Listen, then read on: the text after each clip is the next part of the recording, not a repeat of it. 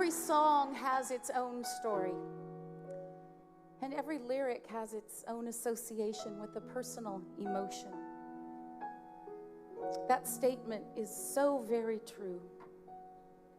When I read the story behind the words of "I Heard the Bells on Christmas Day," at the height of the Civil War, Henry Wadsworth Longfellow was desperate to find news of his son Charlie, who had gone off to fight in the war.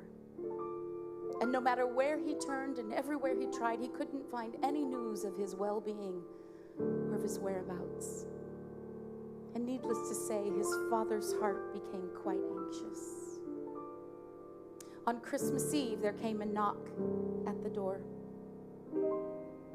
Mr. Longfellow opened the door, and there stood a gentleman in military uniform, and he handed him a telegram.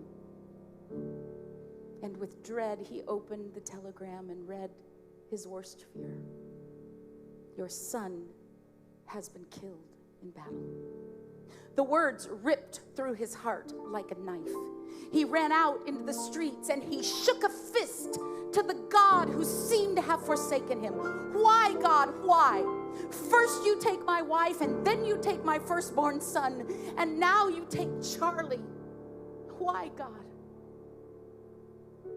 Off in the distance, church bells began to ring out the strains of Silent Night, Holy Night, sleep in heavenly peace. "Peace," he said, "peace? There is no peace. God is dead." And as he tried to shut out the sound of the bells, he could not shut out the truth in his heart.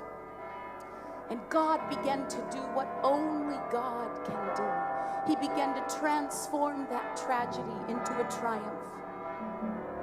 And out of the hope that was born in his heart that night, Henry Wadsworth Longfellow penned these famous words: "I heard the bells on